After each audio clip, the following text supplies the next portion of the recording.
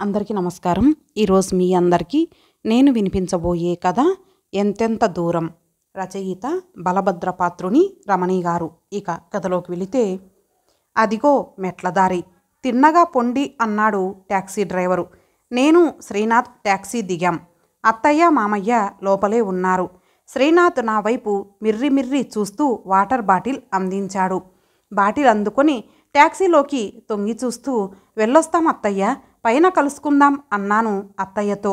తిరుపతి కొండ సర్వాంగ సుందరంగా పిలుస్తోంది.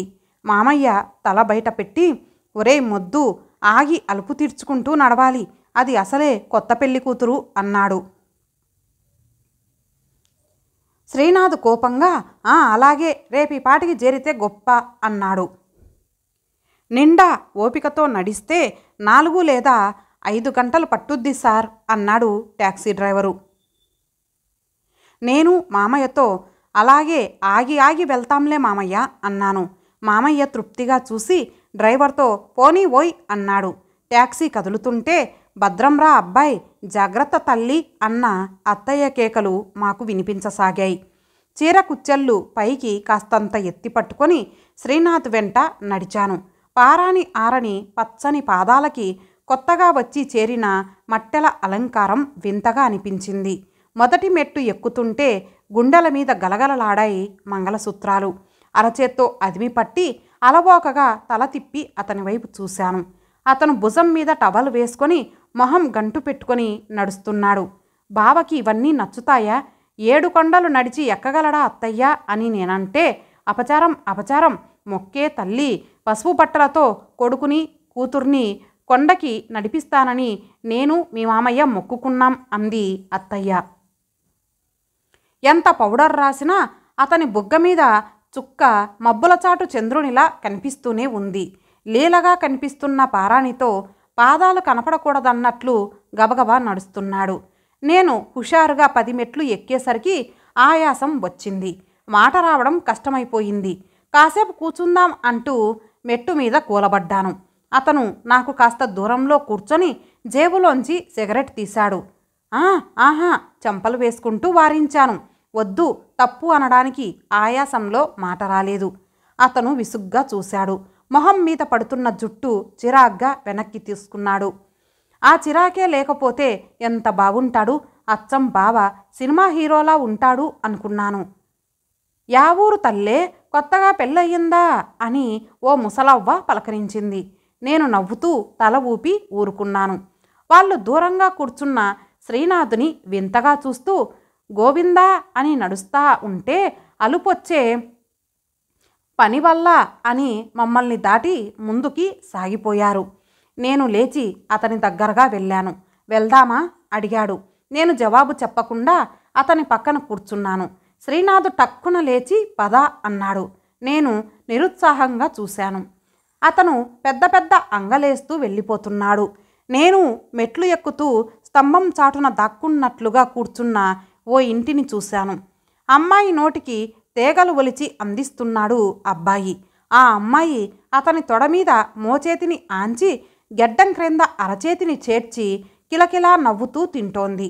ఆమె మెడలో ఉన్న లావాటి పసుపుతాడు మాలాగే కొత్తగా పెళ్ళైన వాళ్ళని చెబుతోంది. నేను ఉస్సూరని నిట్టూర్చి కదిలాను. ఆయాసం గుండెకి ఎగదంతోంది. అడుగు ముందుకి సాగక రైలింగ్ పట్టుకొని అలాగే నిలబడిపోయాను. నేను రావడం లేదన్న విషయం శ్రీనాథ్ కాసేపటికి తెలుసుకున్నాడు. నిలబడి రా అన్నాడు. నేను తల అడ్డంగా ఆపి కింద కూర్చుండిపోయాను. ఇంకా నా వల్ల కాదనిపించింది. అతను 4 మెట్లు దిగి వచ్చి, మంచినీళ్ళు త్రాగుతావా అన్నాడు. నేను ఆయాసంతో మాట్లాడలేక తల ఊపాను. అతను మంచినీళ్లు అందించాడు. నెమ్మదిగా సిప్ చేయి, గటగటా త్రాగకు అన్నాడు. నాకు ప్రాణం పోతోందేమో అనిపించింది. రొప్పుతూ నీళ్లు త్రాగాను. అతను దూరంగా కొండల మీద నుంచి ఉరుకుతున్న నీటి ధారలను, తల ఎత్తుకొని ధాటిగా నిలబడ్డ పర్వత పంక్తులన్నీ చూస్తున్నాడు.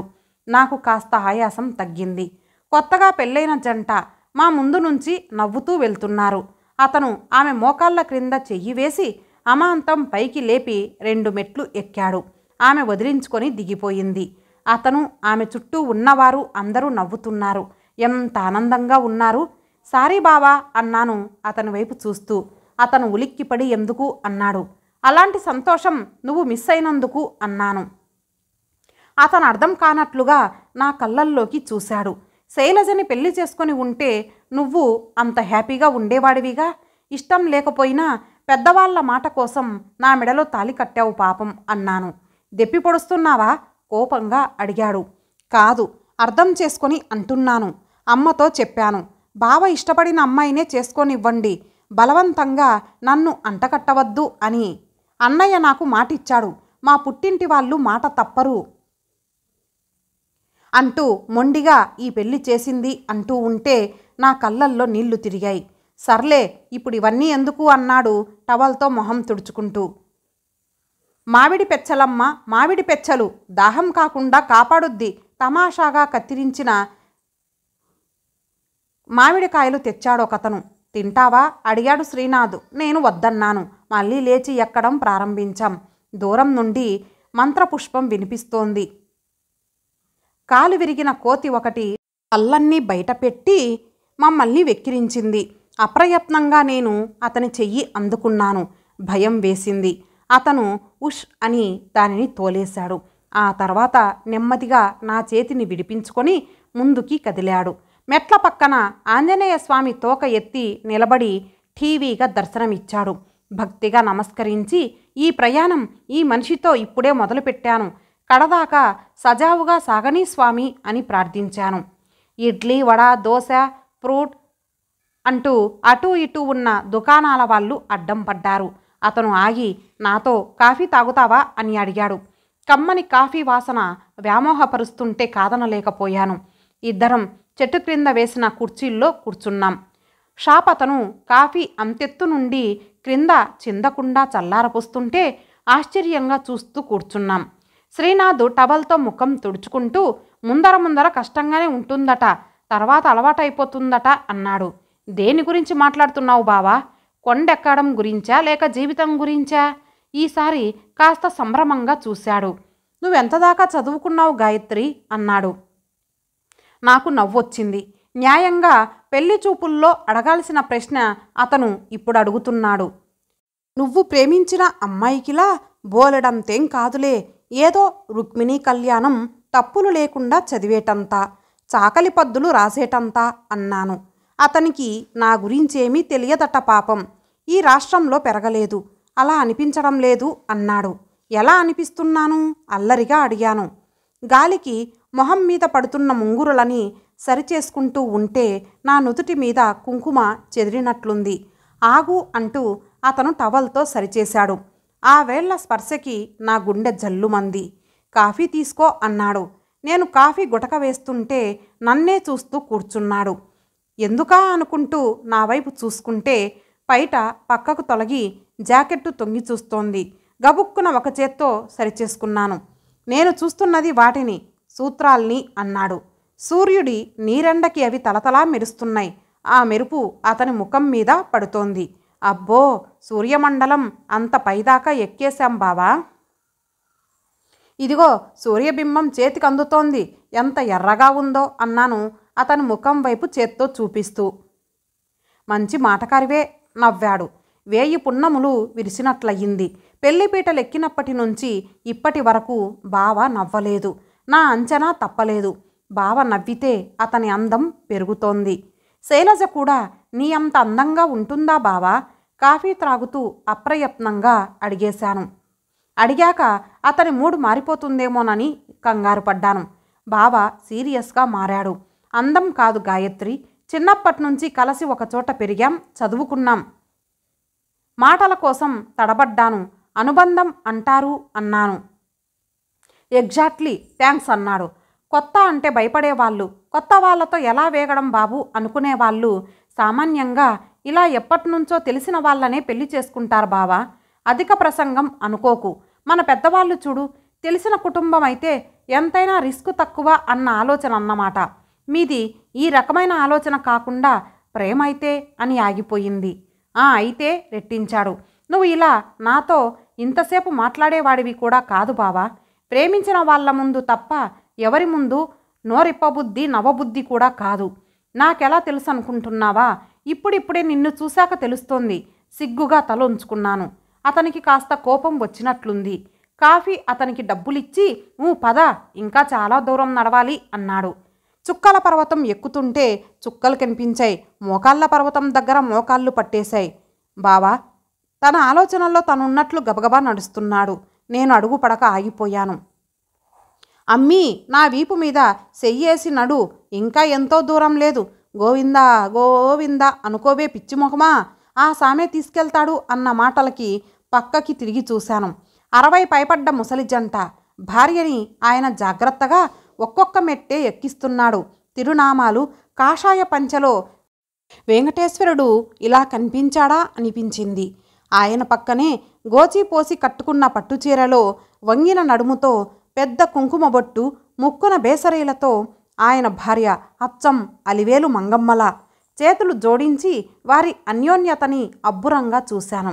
బావ చాలా దూరంగా కనిపిస్తున్నాడు. వాటర్ బాటిల్ చేయి మార్చుకొని అతి కష్టంగా అడుగు వేయసాగాను. ఇంకా దగ్గరికి వచ్చేశాం. భయం లేదు. ఆగకుండా నడిస్తే అరగంట. దిగుతున్న ఓ అమ్మాయి నా బాధ చూసి చెప్పింది. కాళ్ళ కన్నా నా మనసు ఎక్కువగా లాగుతోంది. నాది కాని వస్తువుని నేనెందుకు కోరుకున్నాను? బావ ఆ అమ్మాయితో వచ్చి ఉంటే ఇలా ఉండేవాడా? కిలకిలలాడుతూ ఎంత ఆనందంగా ఉండాల్సినవాడు. మెడ క్రింద వెచ్చగా తగిలింది ఆశ్చర్యం. నా కళ్ళల్లోంచి కూడా జలధారలు. కళ్ళు మసకలు కమ్మాయి. మొండిగా అడుగులేస్తున్నాను. శరీరం వశం తప్పుతోంది. అమ్మా అని అరిచాను. ఆ తర్వాత అంతా చీకటిగా అనిపించింది. అయ్యో అయ్యో, కొత్త పెళ్లి కూతుర్లా ఉంది. ఆ పెనిమిటి ఎక్కడా అన్న జనం గొంతులు వినిపిస్తున్నాయి. నేను చివరగా విన్నది గోవిందా ఏడుకొండలవాడా అన్న నామజపం. కళ్ళ మీద జల్లున పడిన తడికి నెమ్మదిగా కళ్ళు తెరిచాను. బావ ఆత్రంగా నా ముఖంలోకి చూస్తూ గాయి ఎలా ఉంది అన్నాడు. ఆ పిలుపుకి నా మేను పరవశించింది. అప్పుడు చూసుకున్నాను. నేను అతని ఒడిలో ఉన్నాను. ఎంత సుఖంగా ఉంది. నాకు లేవాలనిపించలేదు. నా గుండె జారిపోయింది తెలుసా? నా అరచేతిలో ముద్దు పెడుతూ అన్నాడు. నేను తృప్తి నిండిన కళ్ళతో ఆనందంగా చూశాను. ఎత్తుకు తీసుకెళ్ళనా? ఎంతో దూరం లేదు లాలనగా అన్నాడు. ఇంకెంత దూరమైనా బాధ లేదు బావా, చకచకా నడవగలను కన్నీళ్లతో చెప్పాను. నా కన్నీళ్లు తుడుస్తూ గాయి ఐ లవ్ యూ అన్నాడు. అతని కళ్ళల్లో కూడా ఎందుకో తడి. అతని చేతిని చెంపకాంచుకొని చెప్పాను. కలిసి ప్రయాణం చేస్తుంటే అనుబంధం గట్టిపడి ప్రేమగా మారుతుంది బావా. ప్రేమంటే నేను బాధపడితే నీకు కలిగే నొప్పి. అతను బుంగమూతి పెట్టి గాయి నిజం చెప్పు, నువ్వేం చదువుకున్నావు అన్నాడు. మీ మనసుని అల్లరిగా నవ్వాను. సైకాలజీలో పీజీ చేసిన నేను బావకి ఇష్టం లేకుండా ఈ పెళ్ళి ఎలా చేసుకోను అని దిగులు పడినప్పుడు కలిసి 4 రోజులు కాపురం చేస్తే బంగారంలో రాగిలా కలిసిపోతారమ్మా ఆలుమగలు, అదే పైవాడి మాయ అని నాకు నచ్చజెప్పిన బామ్మ ఏం చదువుకుంది? నా నడుము దగ్గర పట్టుకొని పైకి లేపి అల్లరిగా నవ్వుతున్న బావతో కలిసి అడుగులేస్తుంటే తిరుమల కొండ ఇంకా దూరం పెరిగితే బావున్నూ అనిపించింది. ఇంతటితో ఈ కథ సమాప్తం. మరలా మరొక మంచి కథతో కలుద్దాం. అంతవరకు సెలవు. నమస్తే.